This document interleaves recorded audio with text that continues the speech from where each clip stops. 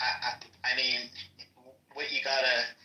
I'm really suspicious of the media and the government as well. People think Abraham Lincoln was a Democrat. Were there any Democrats at the Gettysburg Address giving speeches about liberty and justice and kindness and do you hear love? what I'm saying?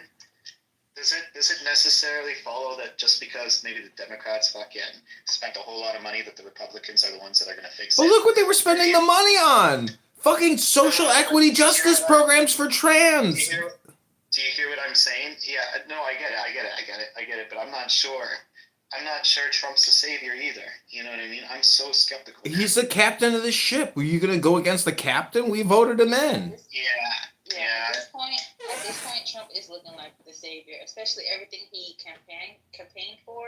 Those are the things that he's doing right now. So there's no surprise to the American people that voted for him. I think that's why he won the popular vote and went off the swing states. You guys always they have had the White House over like 11 years, I think in his last 6 years, something like that, more than the Republicans. So that's why we are looking at the Democrats the way we are.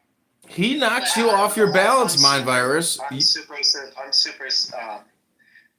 very skeptical. He unbalances you. That's why you're skeptical, because of who he is. No, that's not what I'm saying. That's not what I'm saying whatsoever now. What I'm saying is that I believe the entire narrative, the savior narrative, and then Trump is coming. He's on. Nah, I think it's all. I think they're all full of shit now.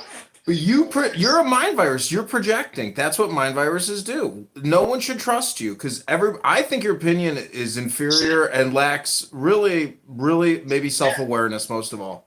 Good. I'm glad. You shouldn't trust me. You should listen to yourself. Like everybody should listen to themselves. Don't trust me, man. I see Trump. Our poll question, so many of you watching, around 14,000 of you have already chimed in. The question we posed was, which issue would you like the president to focus on tonight?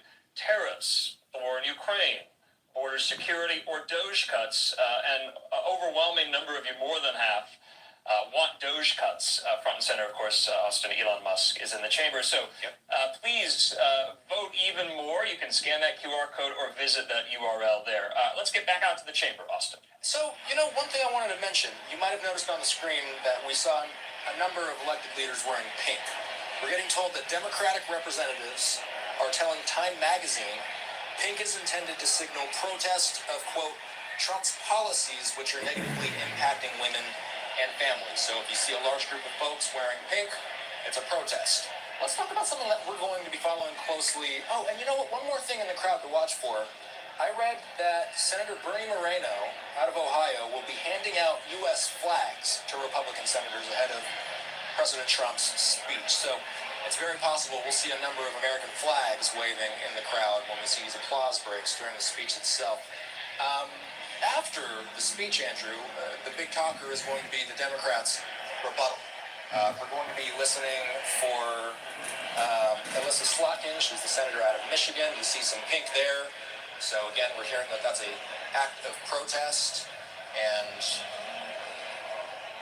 well, I was going to say, you mentioned that in that piece in Axios, Austin, that some of these Democrats will bring props, so to speak, to make their opinions heard. The House Freedom Caucus, remember, we were hearing from the chairman there, said that if there are any disruptions or interruptions or outbursts, that they will work to censure any of those Democrats there. And we have the First Lady, it looks like.